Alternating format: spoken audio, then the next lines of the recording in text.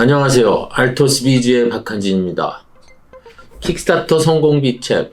오늘 이 시간에는 킥스타터 캠페인을 론칭하는 그 시간을 전후해서 마케팅을 어떻게 해야 되는지, 그리고 론칭한 후에 마케팅이 어떻게 진행돼서 성공적으로 펀딩을 이룰 수 있는지 전반적으로 한번 말씀을 드려보겠습니다. 사실 마케팅은 캠페인을 여러분들이 준비하는 시작 단계부터 이루어진다고 보시면 됩니다. 이게 뭐 마케팅이라는 게 딴 게 아니죠. 내가 이렇게 캠페인을 하고 앞으로 이렇게 몇 날 몇 시에 캠페인을 론칭하겠다는 사실을 많이 알리는 게 중요하거든요. 그런데 이런 제품을 가지고 캠페인을 만들고 있어라는 거를 알리기도 하지만 그 과정에서 여러 가지 데이터를 확보하는 게 중요합니다.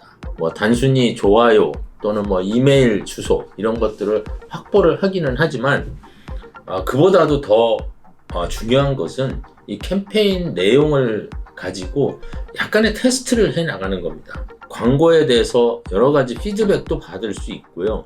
그리고 광고에 반응하는 타겟 공략층을 확보를 하고요.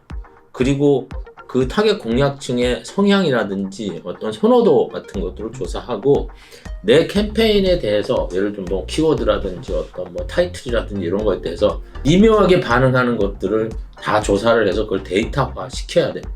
그걸 가지고 적용해서 실제 캠페인 론칭할 때 사진이라든지 어떤 내용들에 이용하면 좋다는 겁니다. 그래서 사전 마케팅의 중요성은 알리는 것 플러스 데이터 확보다 이렇게 이제 보시면 됩니다. 그리고 이제 여러분들이 이제 마케팅을 하면 대상이 있잖아요. 이전 시간에도 말씀드렸지만은 크라우드 펀딩은 불특정 다수를 대상으로 하긴 합니다.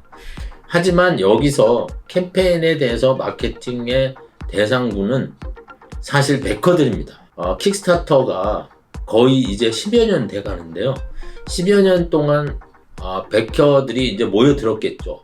한 2015년, 16년만 해도 활동을 많이 하는 액티브 베커라고 하는데요. 액티브 베커들의 수가 한 200만 명, 300만 명밖에 안 됐는데 지금은 거의 한 600만 명이 계속 여러 번의 그 후원과 베킹을 하면서 활동을 하고 있습니다. 그래서 이제 결국은 그분들이 어떻게 보면 메인 타겟이 돼야 되는 거예요. 베커들을 한마디로 정의하기는 힘들지만 20대 후반에서 40대 초반까지의 어떤 남성 위주의 그런 타겟 그룹입니다.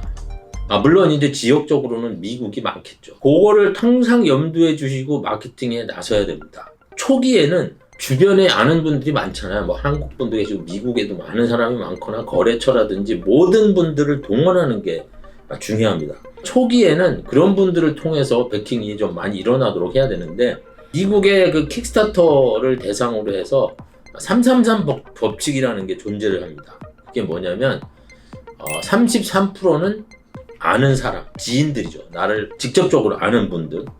그리고 33%는 나의 아는 사람이 아는 사람. 그리고 마지막 33%가 그 불특정 다수라는 그런 어떤 자료들이 있습니다. 물론 이제 베킹이 뭐 100만 불 이상 되고 200만 불 이상 되는 거야 뭐 불특정 다수가 훨씬 많겠죠. 하지만 일반적으로 킥스타터 캠페인을 진행하는 데 있어서 어느 정도의 펀딩은 그런 333 법칙에 의해서 이루어지는데요. 그래서 저희들이 이제 론칭 전략에도 새벽에, 그러니까 미국 시간 새벽이고 한국 시간에 오후쯤에 캠페인을 론칭하는 이유 중에 하나가 일단 한국에서도 어느 정도 베킹이 일어날 수 있도록 지인들을 통해서 그렇게 이제 유도를 하려고 하는 그 의도가 있었는데요. 초기에는 어쩔 수 없이 주변 사람들에게 마케팅을 할 수밖에 없다는 것을 말씀드립니다. 그리고 이제 또 한 가지가 조금 전에 제가 이제 베커들 600만 베커들이라고 그랬는데 방대한 데이터를 가지고 있는 또 에이전시들이나 마케팅 플랫폼들이 있어요. 근데 그쪽하고 협약을 하셔가지고 진행하는 것도 한번 생각을 해보세요. 왜냐하면 그분들이 노하우가 있기 때문에 타겟팅을 해서 자기네 데이터베이스 안에서 제품에 따라서 이 제품은 이런 뭐 타겟 그룹이 좋겠다라고 솔루션을 가지고 있기 때문에 그런 분들하고 협업해서, 물론 공짜는 아닙니다. 그분들한테 일부 커미션을 지급해야 되는데 그런 식으로도 한번 진행하고는 것을 생각을 하시고요. 자, 그럼 이제 마케팅 채널이 뭐가 있겠느냐라는 고민에 이제 부닥치는데요. 여러 채널이 있습니다. 자, 시작점은 미디어입니다. 우리 제품에 대한 소식이 미디어를 통해서 기사화된다든지 뭐 인터넷에 올라간다든지 이러면 상당히 이제 좋거든요. 그래서 이제 미디어를 나올 수 있도록 저희들이 이제 노력을 기울이는데요.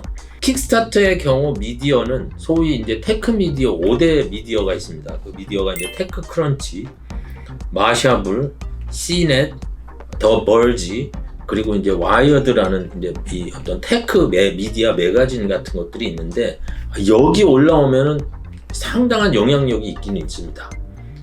근데 이제 사실 이 이외에 미디어들 뭐에는 사실 킥스타터 펀딩하고는 큰 영향력을 미치지 못하는데, 미디어는 테크 미디어를 통해서 하시는 게 좋고, 제가 한번 강의를 별도로 한번 할 겁니다. 미디어에 대해서. 그래서 이제 프레스 릴리즈라 그래서 이제 보도 자료를 만들어서 이제 뿌립니다. 근데 그 에이전시를 통해서 전 세계에 이제 몇만 개 정도 되는 그 미디어 그룹에 보도 자료가 이제 나갑니다. 그래서 이제 그분들이 그걸 보고 예를 들어서 그 내용을 가지고 이제 자기네 독자들한테 기사화하기도 하고 그럽니다. 그래서 이제 보도 자료도 또 준비를 하셔야 되고요. 그리고 이제 여기에 이제 각종 그 커뮤니티, 베커들을 회원으로 가지고 있는 커뮤니티들이 있어요. 그럼 이제 그런 커뮤니티들하고도 연락을 해서 일정 포션, 예를 들어서 뭐 10%, 15% 정도를 이내 회원들한테는 할인을 하겠다는 할인 행사 같은 것들도 진행을 하게 됩니다. 그래서 이제 온라인이 주로 그 채널로 이용이 되는데, 이전 같으면 그 업체분들이 미국 저희 사무실로 모셔서 그 론칭 기간 한 2주에서 4주 정도는 같이 하는데요. 이때는 막 무슨 행사장에 가서 이제 캠페인 배너도 돌고 뭐 이러면서 오프라인으로도 활동을 하는데, 지금은 사실 오프라인 활동은 적습니다. 왜냐면은 코로나 사태 때문에 오프라인 모임 이런 게 너무 많이 줄어들어가지고 사실 지금은 거의 온라인 베이스로 진행된다고 보시면 됩니다. 그리고 이제 승부처가 SNS 채널이에요. 특히 페이스북. 페이스북은 그 SNS 마케팅, 특히 킥스타터 캠페인을 마케팅하는 데 있어서 필수적이고 가장 파워풀한 그런 이제 면을 보여주고 있기 때문에 좀 일 잘 하셔야 되고요. 페이스북 광고에 이 킥스타터 캠페인이 약간 특화되어 있다고 해야 되나? 뭐 그렇기 때문에 페이스북을 통해서 유입이 되는 사람들이 많고요. 킥스타터는 특성상 페이스북 광고를 꾸준히 해서 여러 번 방문해서 결국은 마음을 열게 하는 게 이제 중요하고요. 페이스북 내에서도 베커들을 타겟으로 해야 된다는 거는 뭐 변함이 없습니다. 그래서 뭐 마케팅 관련해서는 이게 칼렌더를 이렇게 만들어요. 요 날은 요 컨텐츠, 저 컨텐츠, 뭐 요런 컨텐츠, 뭐 이런 것들을 다 계획을 세워가지고 캠페인을 진행을 하는데, 본인들이 보유하고 있는 데이터에 타겟 오디언스, 뭐 예를 들어서 뭐 동종의 제품을 과거에 베킹했던 사람들 그룹이라든지 뭐 이런 것들을 설정을 해서 마케팅을 돌립니다. 불특정 자수한테 하는 것보다는 훨씬 더 효과가 높아지겠죠. 마케팅을 전체적으로 이제 여러분들에게 말씀을 드렸는데요. 사실 이제 몇 가지 코멘트를 더 한다면은, 제품에 한계성이 있으면 이 마케팅 효과가 떨어져요. 그래서 이제 항상 제품과 킥스타터 페이지, 킥스타터 내의 어떤 구성 이런 것들을 아주 잘 구성을 하셔야지 이제 마케팅 효과도 같이 이제 시너지를 발휘한다는 말씀을 좀 드리고요. 그리고 이제 마케팅 에이전시를 이제 쓰시는 분이 있어요. 근데 마케팅 에이전시도 관리를 하셔야 됩니다. 그냥 놔두면요, 그들이 그냥 하는 일만 하고요. 꼭 그냥 그런 말을 하면 뭐 전환율이 높았다, 뭐 방문자 수가 높다, 막 이런 식으로 합리화시켜서 가는데, 그러지 말고 분명한 목적을 말씀하시고, 그리고 그분들이 하는 내용을 계속 관리하고 관찰하면서 요청을 해야지 된다는 거를 이제 말씀드립니다. 그냥 성공하는 캠페인이 이렇게 가다가 올라갔다 내려갔다 올라갔다 내려갔다 하면서 이제 끝까지 가요. 그러니까 이게 그 소위 펄크라 그러는데, 이제 중간중간에 이렇게 관심을 끌 수 있는 컨텐츠를 올리고 어떤 활동을 해서 캠페인에 대한 관심도가 끊기지 않고 끝까지 이어가도록 만드는 게 중요합니다. 수치를 보면서 하루하루 살아가는 게 사실 힘듭니다. 하지만 인내를 갖고요, 계속 새로운 내용과 아이디어를 내서 어떻게 하면 관심을 끌 수 있을까를 계속 지속적으로 고민하고 활동을 하셔서 끝까지 완주를 하시면 제 생각에는 좋은 결과가 있을 거라고 제 말씀을 드리고요. 자, 오늘은 킥스타터 캠페인 마케팅에 대해서 간략하게나마 알아봤고요. 다음 시간에 또 좋은 내용을 가지고 여러분들을 찾아뵙겠습니다. 알토스비즈의 박한진이었습니다. 감사합니다.